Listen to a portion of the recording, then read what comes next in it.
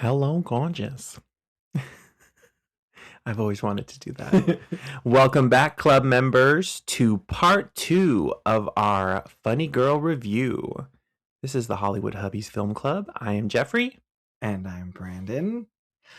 If you haven't already listened to part 1, go back, give it a listen so you know where we are. And so you know that Fanny's about to make it to Nicky Arnstein's ship. So Fanny surprises Nicky, arrives on the ship, and he is delighted to see her. This glittery gown that she's wearing, by the way, when they're on their way to dinner after she arrives. After she changes out of her, disheveled she's all look. disheveled with, dirt all over her and stuff, and her hair's all out of place. Yes, love it. But this is definitely also one of those moments where I'm like, is this the 20s? What year are we? Or is this the 70s? I don't know. But it's beautiful. Very gorgeous. She looks amazing. Stunning. So while at dinner, it's this dinner scene where they talk about marriage, that he doesn't want to marry her until he has a fortune. Yeah, she brings up marriage and says, people where I come from, on the streets. Henry Street. Usually this is the next step. And he's like, no. I need to win tons of money gambling so I can be the head, breadwinner of our family. Yeah, I think it's funny at that earlier when she arrives and the bellhop or whoever calls him Mr. Brice. I feel like with his character being I want to be the head of the household and I want to be the sole provider, I thought his reaction to that would have been a little bit more bristly. He really had no reaction to it. And I, not to say that that Nick Arnstein or Omar Sharif playing Nick Arnstein could have decided that he would just let it slide and laugh at it. But I just felt like, considering this becomes such a plot point for his character that he doesn't want, he almost feels second to Fanny, and she makes all the money. He can't make money. He loses all her money. This, that, and the other. It's kind of recycled, this whole thing from A Star Is Born, huh? It's just the same storyline. I mean, maybe these type of men are recycled. Yeah. maybe don't be like this. Yeah, I did want to bring that up too, is that why is it so hard? I know that we live in a different era, but again, I want to repeat it because it's so annoying. You watch these movies now and you kind of eye roll because it's just be happy for your wife that she's this huge star. Maybe don't take advantage of it, but also, if she makes the majority of the money in the household, it doesn't make you less of a man. Yeah. And so this whole I need to be the head of the household. Well, guess what? Are you a famous actor in the Ziegfeld Follies? Yeah, no, you're not. So yeah, I just think it's funny. But yes, doesn't want to marry her until he's got some mucho bucks. So he ends up going to a tournament that night, or not a tournament. He goes to play cards that night. A tournament, right? Jennifer Tilly was there. Yeah. He goes to play cards that night, and he wins a fortune playing poker, and with Fanny watching the whole time. She's watching the game nervous. Yeah, she sees the beginning of it as he's starting to get on a lucky streak, and then leaves. And he wakes her up with all this money, throws cash all over the room, as people do. I know, it's such a trope to be I have money, I want to throw it everywhere. I'm it's gonna get lost in a couch cushion. Oh my gosh, it's gonna get lost under a couch. I did love Barbara's expressions during this. Obviously it's very Lucille Ball, the whole very over accentuated or over exaggerated faces. But my favorite of all the faces, the one that actually made me laugh, was every time he turned around and she was had to sit, like be like stiffen out, like straighten out. She like literally had to just be like a corpse and be like, I'm looking straight forward. So that face was actually the funniest one to me. All of her other like over exaggerated faces, they were cute, but when she had typical, every time she was about to get caught, that was when I thought it was the funniest.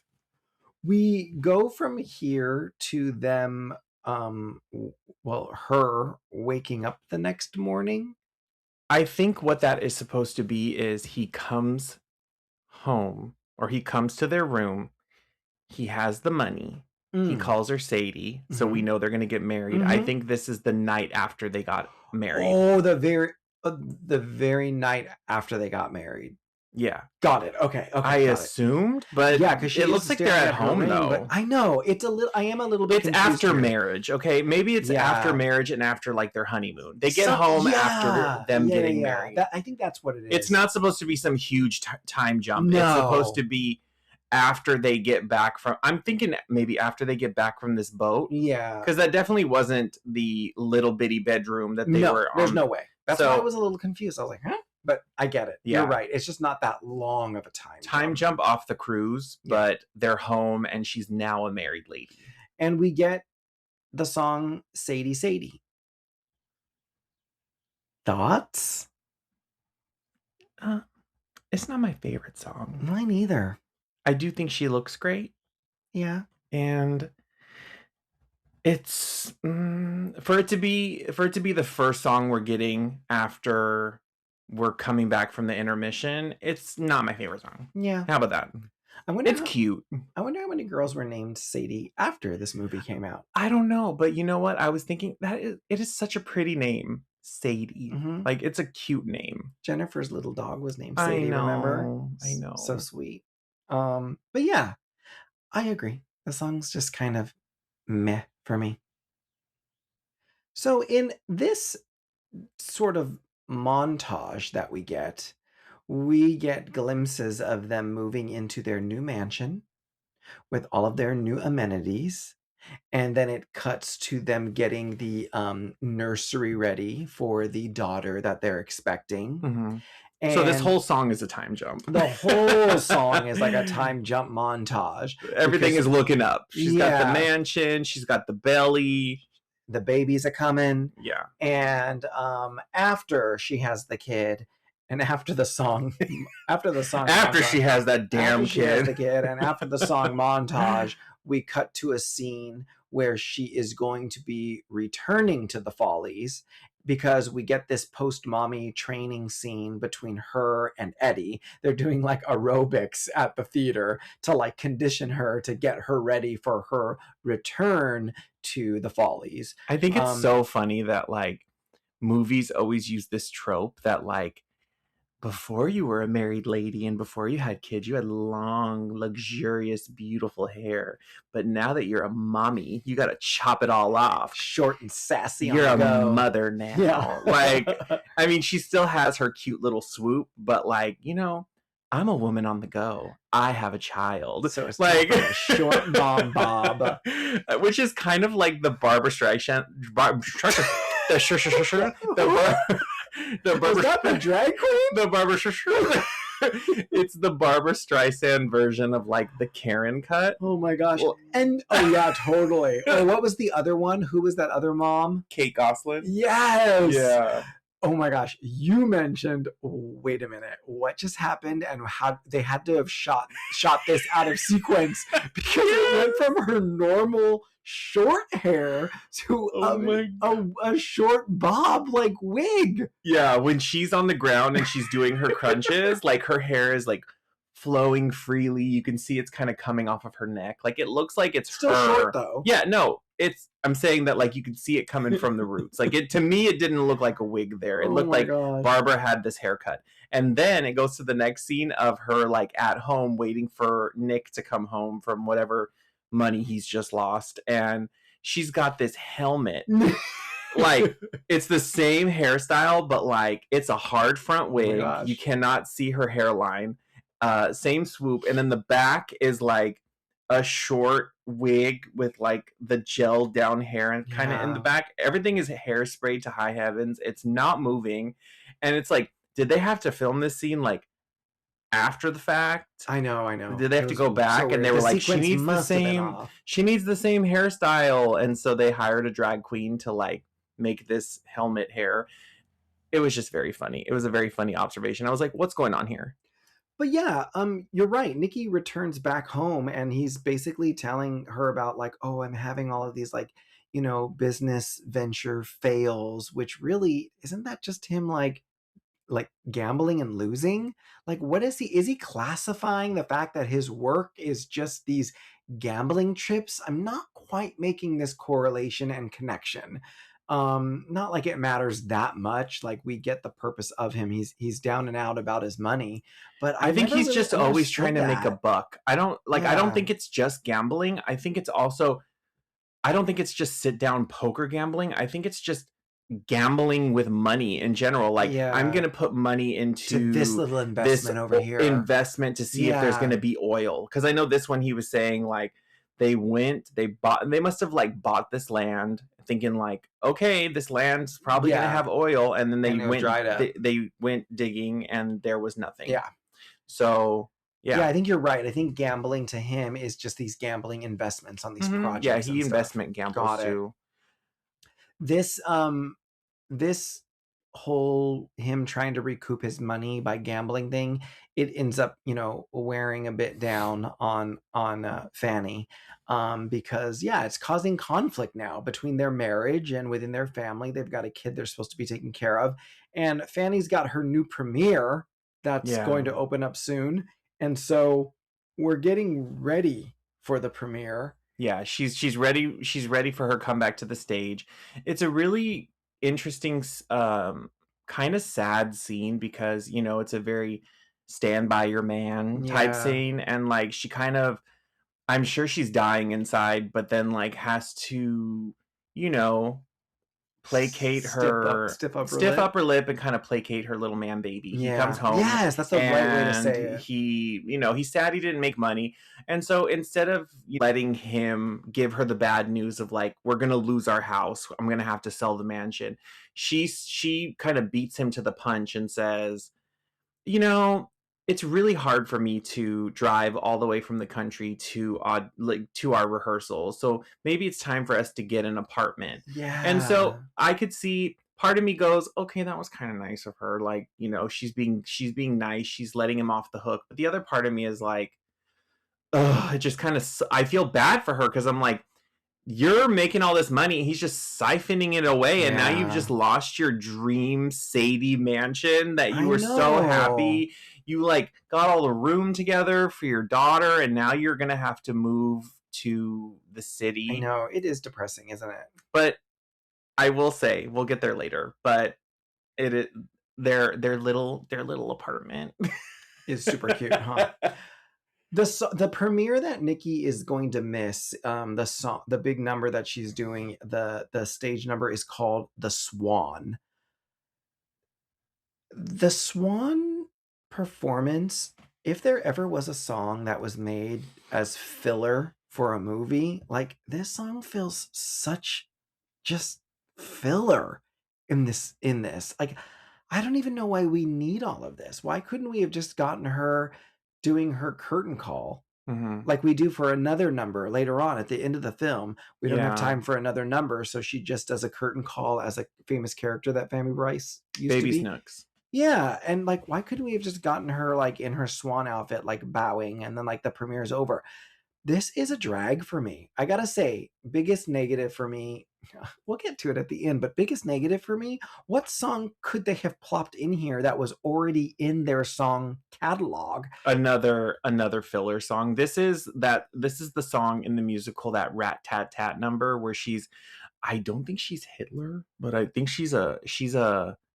is she Hitler? I don't know, but God. I think I remember what you're saying. It's the one where she's dressed as a man and she's like on stage and they're all marching and she's doing the accent and she's kind of doing like dun, dun, dun, dun, dun. Like, I can't even tell you how that song goes because I never listened to Rat Tat Tat Tatatouille. Yeah, but like Ratatouille.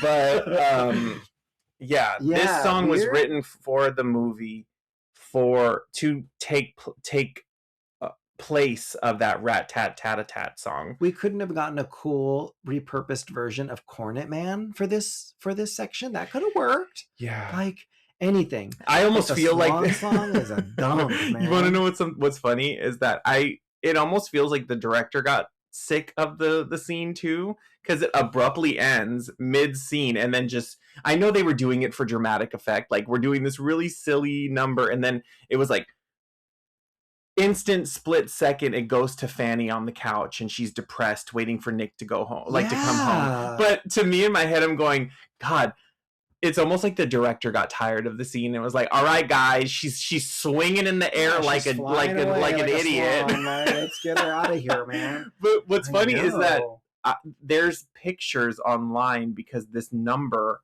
was actually longer. Like there's a moment where like I think he actually shoots her down and like she has like an arrow, or it's a whole thing, but I swear to God I think the director was like, okay, we're done, and then he just he said let's go to the next scene. It feels it, let me tell you. It definitely feels it. It is not something that I would ever actively listen to. Like I wouldn't put it on my iPod, or right? My iPod. Oh my God. I would never put it on Apple Music and just like listen to the Swan song. So this is actually where we cut to where we get a first glimpse of Fanny's new apartment. Oh yeah, it's really tough times for Fanny. She's struggling. It's a 2-story. I was so confused. I was like, I think I paused it and I go, did they move out of their mansion? Because this apartment, I mean, she never once said, oh, we're going to have to move into this little tiny apartment. Well, sure. But the implication was we're losing our mansion. We're going to have to move downtown. But then the apartment that they're living in is a mansion in the sky. Yeah, super lush. Like, it was freaking huge. Also, I mean, it is a movie set, but they didn't try to make it seem like they were living rough because of his gambling ways. At all. Fanny's mom then tells her about, you've got to wake up. Doesn't it cut to her playing solitaire? I don't think there's an in-between scene. I think he comes home? Yeah, and tells her that he's having financial troubles. Okay. But how many of these scenes do we need? Oh, you're skipping it because you're bored. Well, how many of these scenes? Well, do you want to talk about it? Is there something that jumped out at you? I mean, I obviously felt this was the big moment of her being heard. He missed her opening night, and this was him being like, my job is important too. And that's when you were like, that's a job? Yeah. Like, you trying to make money gambling is your job? But it was so crappy that he couldn't even apologize. Like, you would think that even if he was being a jerk and he missed her opening night to gamble, he wouldn't be so defensive about it. He'd be like, I'm so sorry I missed it. But she got upset, and then he's like, my job's important too. Yeah. It was very, ugh. I was less interested in their scene and more interested in her scene with her mom. You know what I mean? Totally. I wish we got more scenes with her and her mom. That scene could have been longer, the solitary scene. There could have been a lot more scenes. Solitary confinement. But that scene really could have been longer. I was like, what a bummer, because she basically does tell her daughter, hey, everyone's aware of Nicky's financial problems. Everyone's aware of it. He owes money to half the city.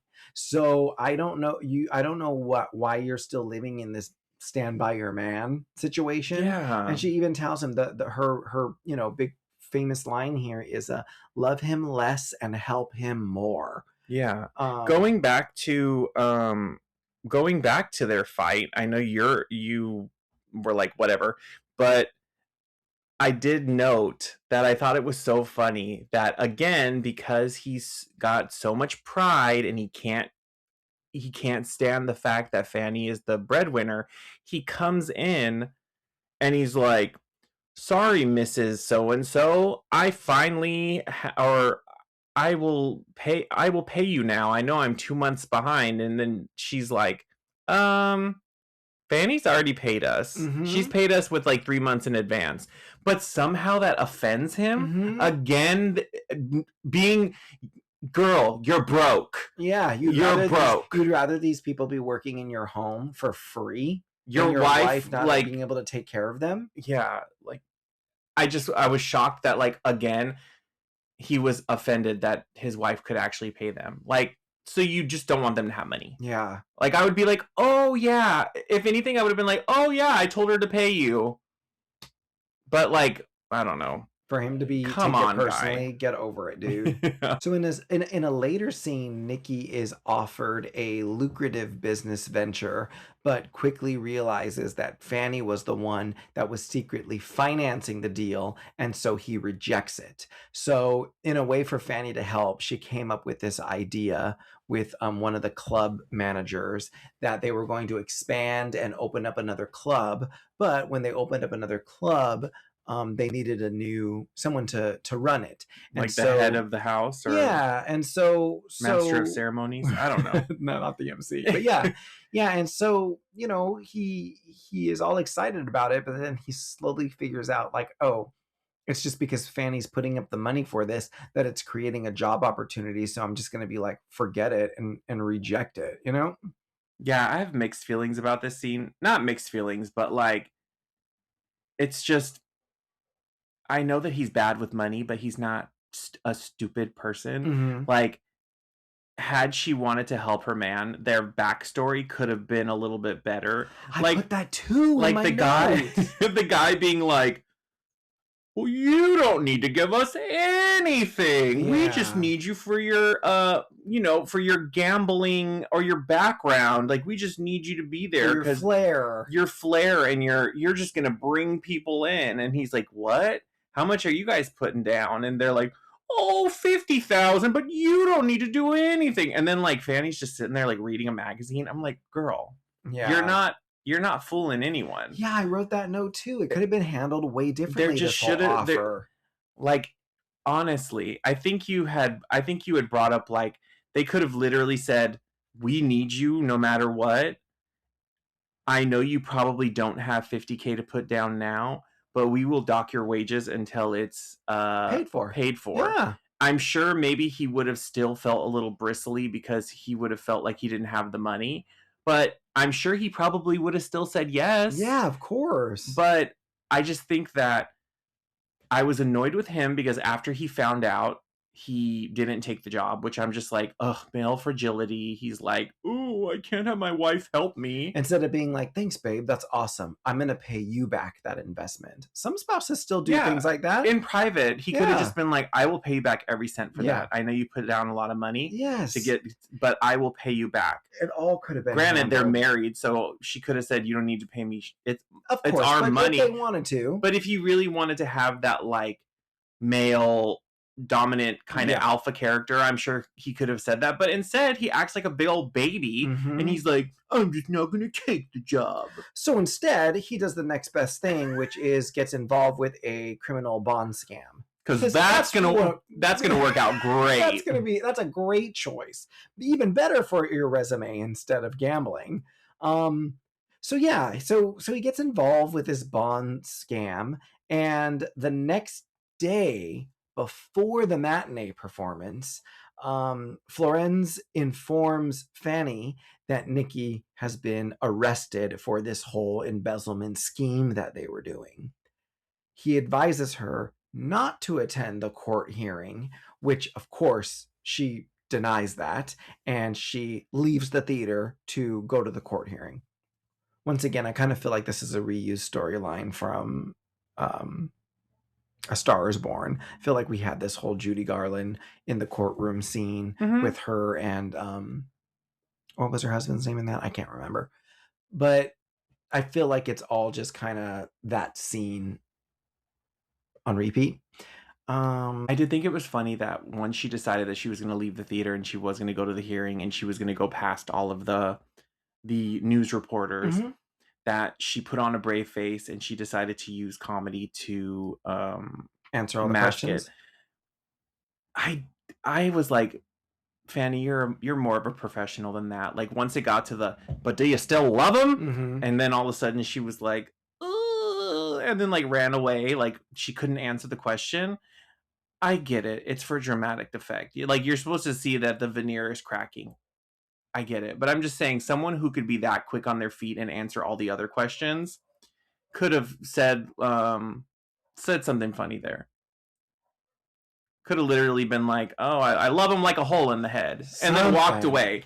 Like something that still proves like I'm mad at him, but I'm still gonna be funny. Yeah, or if we're gonna have this veneer crack moment, this is why I had said to you, like, why didn't this just go into an inner monologue song performance of music that makes me dance? Like, why didn't this pull us to a great solo number, you know? Mm-hmm. My husband is very upset that the movie was made and they decided to nix the music that makes me dance, because when we talk about the stage show, that is your favorite song. Yeah, I mean it is my favorite song, and once again, you know, not to Is there now a helicopter? Yes. And the dog's going crazy. Guys, if you hear this Grand Theft Auto that's happening around us, this is our life. I don't know if the apocalypse just happened, but all of the cars going by, the dogs are going crazy next door. There's now a helicopter in the sky. I don't know what's going on outside. Someone's on the list. But we are getting this fucking episode finished. Seriously. Pardon my French, but the world is ending, but Funny Girl Part 2 is not. But yes, going back to the music that makes me dance, Katarina changed my life with that song. I was spellbound by it. I definitely had the chills and the teary eyes when we saw this on stage. And I know that you love Lea Michele's performance of this song. Mm-hmm.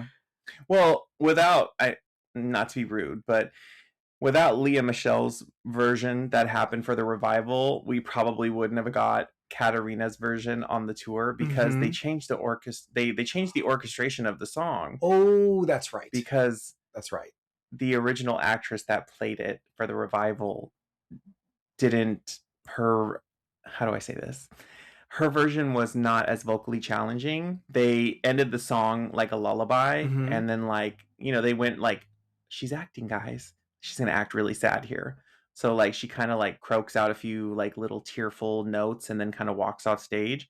But then when Lea took over the role on Broadway, she was like, oh no, I can sing. Yeah, we're gonna do this the way it's written. You guys, I don't know if you know this, but I can sing. So can we go back to the original? So they ended with the long, big, belty notes that we all know and love. So yeah, I love the new Broadway soundtrack. They can't call it the revival soundtrack because it's not the revival cast, but it is the new Broadway soundtrack because Lea Michele is in it. And that version. I mean, Barbara's version is also very beautiful, but yeah, I've listened to Lea's a lot too. You know who has an amazing version of this song? I have the vinyl, and it's so hard to find. It's not on streaming, but there is an actress and comedian. Her name is Marilyn Michaels. I know I've probably showed you many of her songs because I absolutely adore this woman. She is such a funny comedian.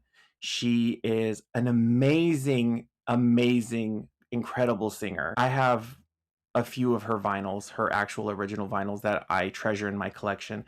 But on her first album that she released, she did a version of The Music That Makes Me Dance. And it is by far my favorite version of this song. Oh my goodness. You should try to record a little audio of it so that we can make a clip of this. Like on the actual record player, you know what I mean? Just to put a snippet, like a little 20-second snippet of it. But Marilyn Michaels, is the original actress that played Fanny on the tour. Oh, first national tour. First national tour of Funny Girl. She played Fanny. But before that, she was known for, she was on the variety show circuit and she would do impressions of actresses. She did Connie Francis, she did Judy Garland, and she did Barbra Streisand. That kind of was her comedic interpretations of these actors and these singers was kind of her claim to fame until, she got to be Fanny on the first national tour. And I just love any kind of recording or clip of her. She's such a talent, and yeah, that's awesome. You're definitely gonna have to drop a snippet of that. But you have clips of her on your Fave Musical Clips page. But yeah, you can go on YouTube. If you don't have her vinyl, you can go on YouTube, and they do have her version of The Music That Makes Me Dance on YouTube, and it is well worth the listen. It is glorious. At the court hearing, Nicky says nothing in his defense. Instead, the judge sees him into his chambers, where Nicky is given an 18-month sentence for embezzlement. Nicky and Fanny are allowed a few minutes to talk in private, as often happen in Hollywood movies when someone's going to be rushed off to jail. Let's give them a few moments so we can film a scene. Oh, no. To say goodbye. And that's when Nicky tells Fanny to keep on being a funny girl before he's incarcerated. No, but he says divorce her. No, I'm sorry. He says right. Divorce me. What's the sequence? No, they get back there and she's like, baby, I'm gonna stand by my man. Oh, that's right. Yes. And then he's like, no, you're gonna divorce me, like this, like, and she's like, no, I'm gonna wait all 18 months, and then she does. And yeah, it goes into the next song, which is Funny Girl. So what are your thoughts on this song? Because I was a little bit confused when I heard this in the movie. I immediately was like, is this a radio standard? Like, I don't remember this song, boo. And you were like, you wouldn't remember this song from the musical. Well, it wasn't in the original Broadway Barbra Streisand version. They wrote it for the movie, and now it has been added into the musical. So Lea does sing this on the album. Yes. Got it. There is a finale number where she sings Funny Girl. Got it. Yeah, I was like, this one to me also felt very disconjointed to me. It is a beautiful song though. Beautiful song. It felt a little disconjointed. I was like, wait, is this just like a radio song? I don't know. Maybe they just knew her voice so well that they really did write the song to, like, tailored to Barbra Streisand's voice. And why not? Yeah. And why not? I do think that it's smart that they've added this into the show now, because it does. I feel like the musical does need a song here.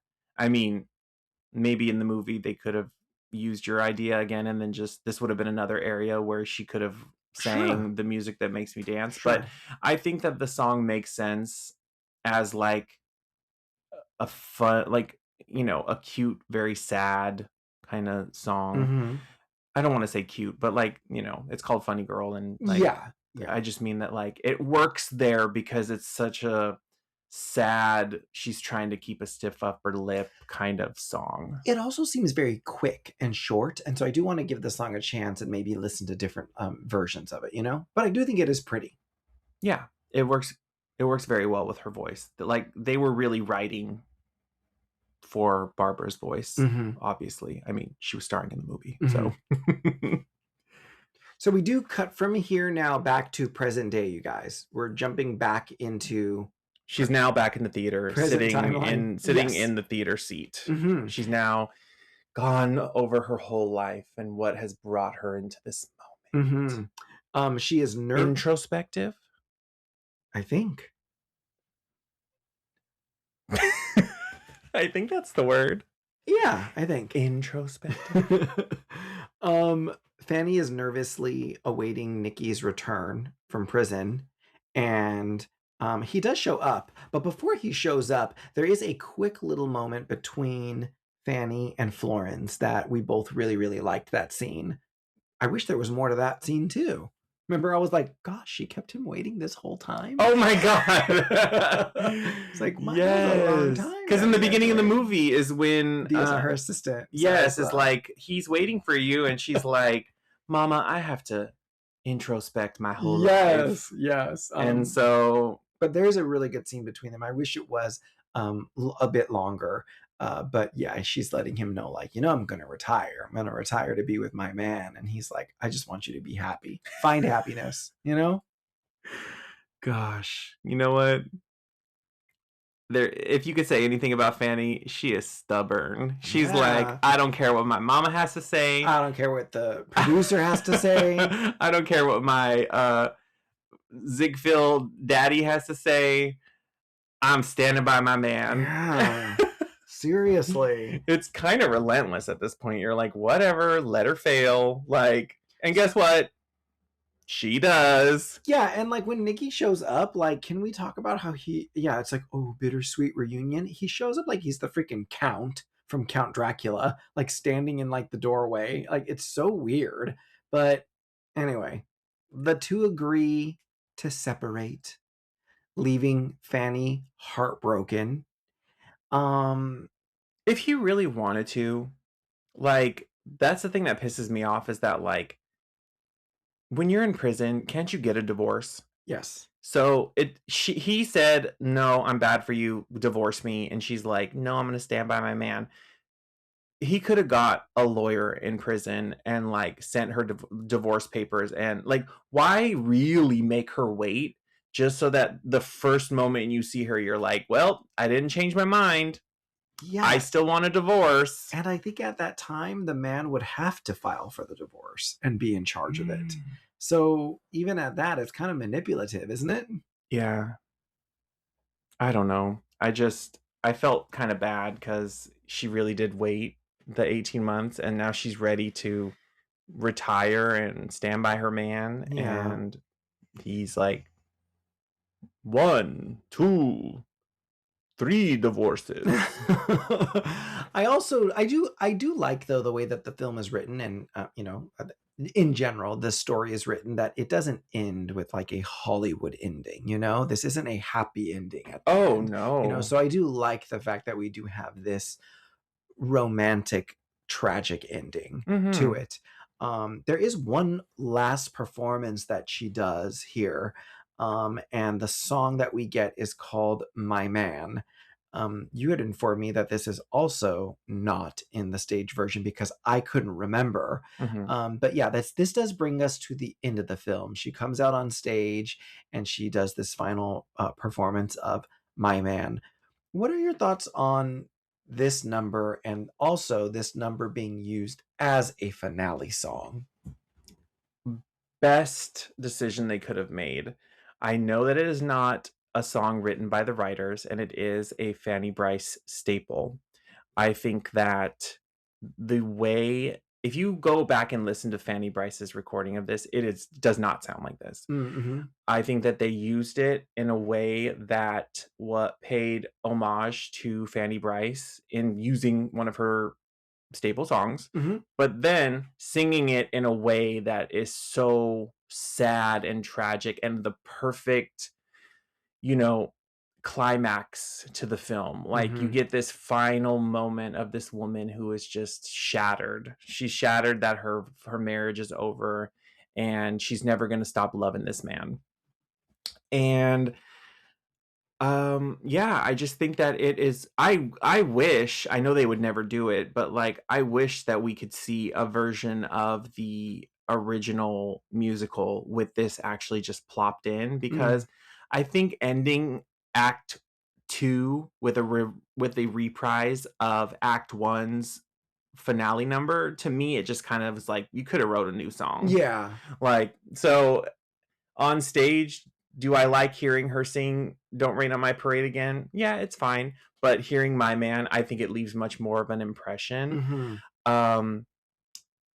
Do you want to give your notes before I go into my little history lesson that I always like to do? Sure. Yeah, of course. Yeah, I was going to say that I really like this song a lot too. I do feel like this one does not feel disconjointed to me. This one blends very, very well. So yeah, I really, really do like this song. I would also love to hear other performances of it. I'm sure, because Lea Michele is such a fan, I'm sure she has a recording of this song out there. She does. She recorded it on Glee. Yeah, I was about to say. And on my phone, I have her album, and then I plopped her version at the bottom. You're psychotic. I want to hear her sing it. That's pretty awesome. Yeah, I'll have to give that a listen. She also, I was gonna say I should also give Funny Girl a listen, but that's on her new Broadway recorded album. The song Funny Girl. Yes. Okay, cool. Oh my god, that's so funny. So very you to make your own little cuts and edits. I did. That's like I remember I told you super random. You're psycho. I know. I have the Beauty and the Beast album, the Broadway album, on my phone on a playlist, but I plopped in Susan Egan's A Change in Me where it would be when they added the song in for Toni Braxton. That's awesome. I was like, yes, I will be making my own version of the soundtrack with A Change in Me. That's exactly what I did for this one too.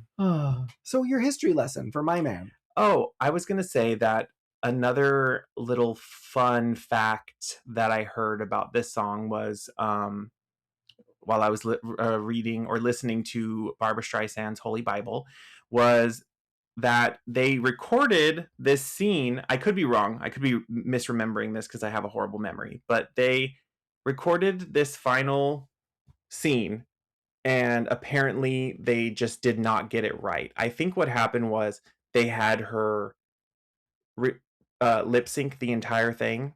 And, you know, she got the emotion, she got the tears, but like, I don't think that it kind of got there in the end. And so they were all like, it was good. Like, you, and she was like, no, I think I'm going to have to re-record this finale. So they go back, they record it, and I think it was her idea that, like, you guys, I need to actually sing the beginning of the song, and then at the end I can lip sync to my big, bombastic, beautiful notes. So everything you hear in the beginning of the number where she's crying, and I pointed out that one tear that like hit the light so perfectly, it was like a little twinkle it was like a twinkling star in her eye. Gorgeous. So she sings these beginning notes and she's just, her throat is tight and she can barely kind of squeak these words out because she's just ready to cry and the tears are coming. And then it gets to the finale of the song where she starts belting My Man. And that is when she switches into lip syncing to this recording. And once they filmed this and edited it and watched it and everybody was just in tears. I think they were in tears on the actual set too, but the director was like, this was the right choice. You were right. We could not have ended on a subpar finale that we recorded. We needed to end with this. And I feel like watching it together, we kind of agreed like, it's perfect. Yes, I really think that the history lesson of this, like I would be one of those people probably sitting in the dailies watching it being like, this is brilliant. Like we got it, you guys. Like this is so great. You just don't need much. Yeah. You just need her. Sometimes less of her. Less is so much more. If had they gone with some huge set pieces, big costume, big makeup, it would have just been too crowded. It would have been too much. Like the one set, one spotlight, black dress to where it almost looks like you're just looking at her face. Like you get a little bit of her chest and her head, but the bare minimum approach of this was just iconic. It's just like you said, it's not the fairy tale happily ever after at all. It is a woman who has been through it, and this is her torch song. And it is the end. And I'm sure people were just shattered and in tears when they were in the theater. So bravo. Well, that brings us to the end of our film. What was your favorite overall thing about Funny Girl? I liked watching it with you this time because I do feel like I was paying attention to different things. And I would have to say, I think that Barbra Streisand stood out to me the most in this with her acting capabilities. And, you know, it just excites me to see an actor like that is like a quadruple threat. You know what I mean? Like, and they can do it all on stage, and guess what? They can do it on film too. So she's my favorite thing about this. Overall, her as a performer, I really think that she did a phenomenal job, and it made me enjoy the film that much more, was just watching her flex her muscle as an actress. How about you? What was your favorite overall thing about the film? My favorite overall thing about the film was Barbra Streisand. I think I 100% agree with you. I think that her acting chops in this. I think that had I not known that this was her first film, I would have been completely shocked that this was her first film, because this does not give film debut. Not to say anybody, I'm sure there are many actors that have had amazing film debuts, but this is the acting debut of this is the acting performance of a pro. She is a pro in this. I think that she knew all of the right marks to hit, all of the right facial expressions. I think that no, I don't think any line was wasted on her. I think I agree that with that she as was well. able to make every line count, I guess. Because Yeah. sometimes you watch things or you see things and you're like, I don't know if the person really got the joke. Or I don't know if the person really got what they were what the background of that line was supposed to be, and the director didn't really direct them in the right. Yeah. But I think that she hit every line and she understood everything about what she was actually saying. I'm glad that this propelled her even farther into superstardom. And, you know, I know that if you look at her filmography, she did not make many movies, but the movies that she did make left a big impact beyond this. The Way We Were, Yentl. Like, there are so many movies that came after this that really, you know, propelled her to who she is today. So I think that my favorite thing is that they went with the Broadway actress to make the film, and there was no other person that they could have chosen. Love it. And oftentimes they should do that, but whatever. I know. I think because she was also a recording star at the time, like while she was on Broadway, she was also making albums with Columbia Records. So she had enough of a name to carry a film. And because Funny Girl on Broadway was Barbra, people were signed up for it before it even happened. Signed up to see Barbra. Oh my goodness. What was your least favorite thing about the film? Let's see. Two things. One is more of a curiosity than a least favorite, and then my other one is actually a least favorite. I wish they would not have let Omar Sharif sing.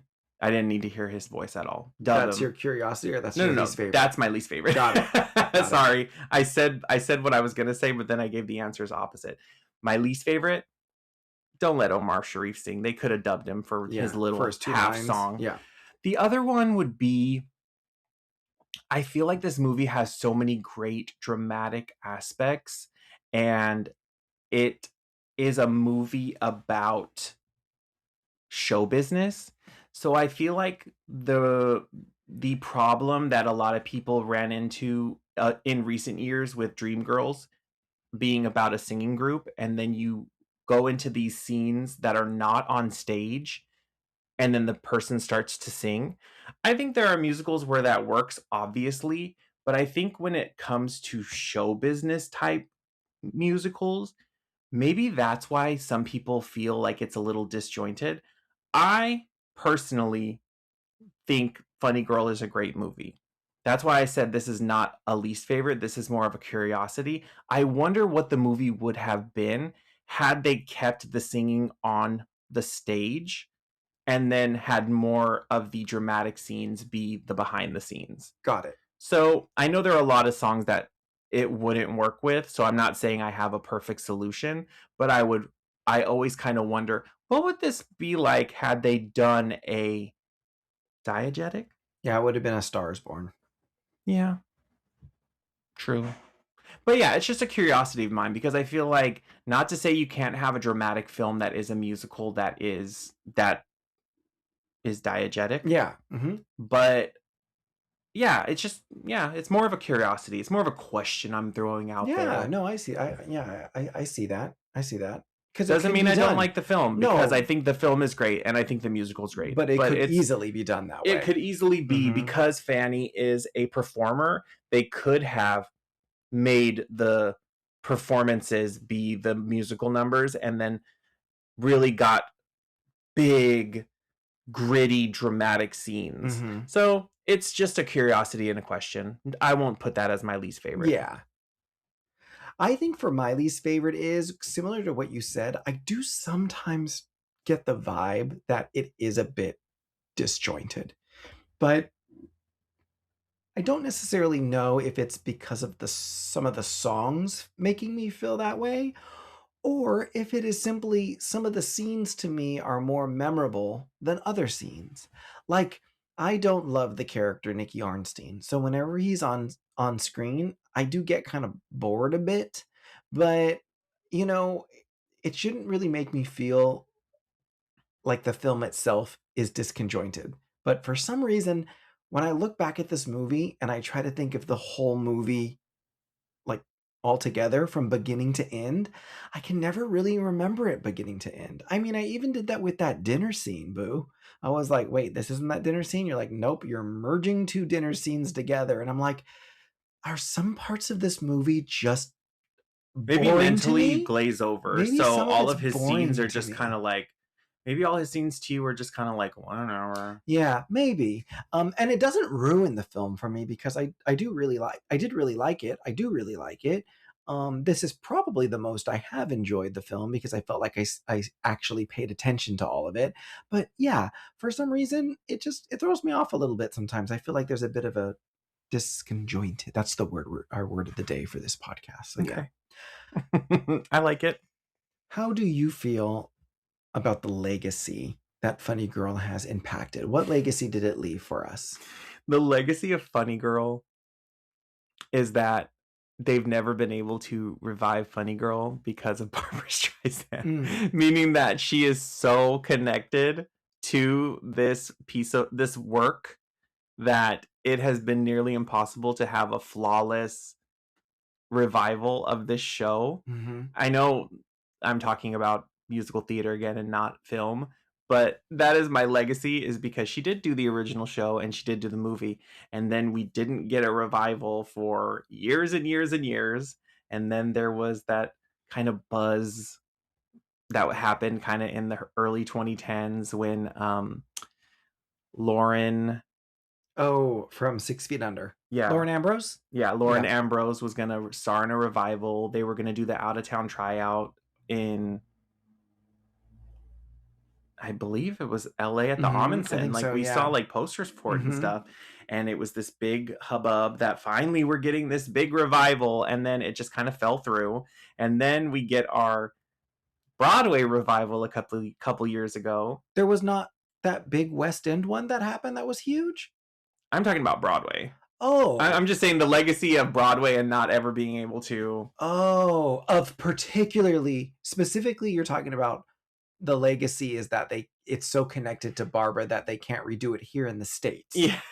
Got it. Not to say they haven't done regional and stuff. I'm just saying it's funny that like anytime we've ever had hopes or actually done a revival, there's always been something wrong. And you think a lot of it has to do with the fact that everyone keeps comparing.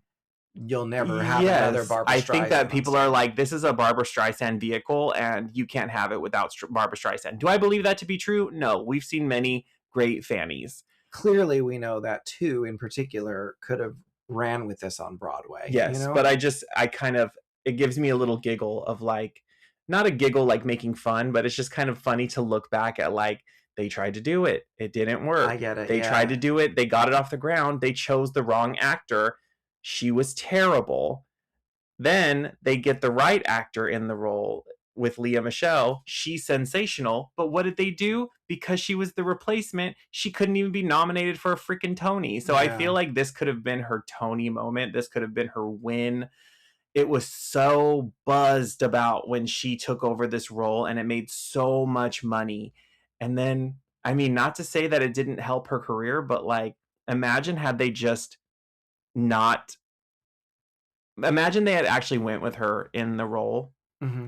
I think that it could have truly been a seamless, perfect revival of the show. And what we got was this weird soap opera that happened for a year where it was like, here's the actress. She's not good. Ticket sales are down. Whoa, her understudy is really good. A lot of people are going to see the understudy so they can actually see it sang correctly. The actress that takes over the role leaves months early. The understudy gets to play the role for months Yeah. before Lea Michele takes over. So it was like, it was so juicy. Like the tea every day was like, what's going to happen? Who's going to take over? So like, it was a little messy. So we've never gotten like a real seamless, perfect revival of Funny Girl. And you correlate that to the legacy of Barbra Streisand. Yeah. Why else would it have taken so long for them to make it on Broadway? They were scared. I think they were scared to make it without her because they didn't think anybody had it in them to take over this role. Yeah, interesting. Me saying this is not, in fact, this is my legacy. This is my theory. Yeah, no, of course. I mean, that's the question, right? How you felt left a legacy, and you think Barbra has her quote unquote claws in Fanny Brice. Not like a legal clause. No. Yeah, like her nails. She has such a tight grip. She's left such a mark. She's left such a mark in this role that like I feel like it's other stuff. I feel like it's been impossible to actually get like a seamless. Well, they haven't done a movie reboot. And, they do those all the time. So maybe that's another reason as to why. Maybe they don't want to touch it because they know it's not going to be as great. Probably. I mean, at this point, she could play. Too old to play it, right? No, I don't think so. And then they could literally have Barbra Streisand be Mrs. Brice. Could. She would never. Could. No, but she'd produce the hell out of a big production of it. That's for damn sure. So yeah, that's my legacy. What's yours? I don't really know. I mean, I guess the legacy is that it propelled Barbra into superstardom in the acting world, maybe, or not even, because she didn't do that many films after it. I don't know. No, she did a lot of films. I just mean that, like, if you look at her filmography, she wasn't doing like four pictures a year type films. And then later it became like every few years. Yeah. But it seemed like the projects that she connected herself were, she had like a deep connection to. Yeah. So that's all I meant. I think the legacy is that, she impacted the movie impacted her career, and things just, other opportunities came up for her and things like that because of it, I'm sure. But yeah, I can't really think of. That's enough. Yeah, that's enough. That's enough of a legacy. Enough. Like, you loved the movie because of her. The legacy of the movie is her. The legacy for me was connected to her. Like, it is enough. Like, she is more than enough. Seriously. All right. Well, let's get ready to spin the wheel for our next episode. If you're ready, boo.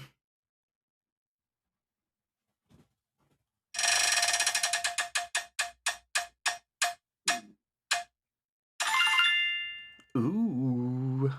Okay, I'm not going to say it like that. I just did it like Kiki.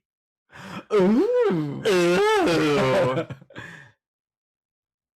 I'm going to have you guess what this next one is because I really want to do an impersonation. Oh, okay, cool. Okay. And I can't stand them. Singing in the Rain. Yes. Nice. Very, very cool. Okay. Well, everybody go out there and go watch Singing in the Rain. Yes. Go watch it. I don't know what's going on, guys. I think we're in like a hungry. I think we're in a hunger. Oh my gosh, my stomach is grumbling over here. I'm sure our stomach's grumbling. We're in some of this podcast, but yes, I think when the wheel was spinning, my stomach was going. It is lunch time. All right, everybody go out and go watch 1952's Singing in the Rain, starring Gene Kelly, Donald O'Connor, Debbie Reynolds, and Gene Hagen. We will catch you guys next time. Oh, go out and follow us on social media at Hollywood Hubbies and leave comments, leave feedback. We want to hear from y'all. Yes. Until next time, y'all. Go eat lunch. I know, I'm starving. Bye, guys. Bye.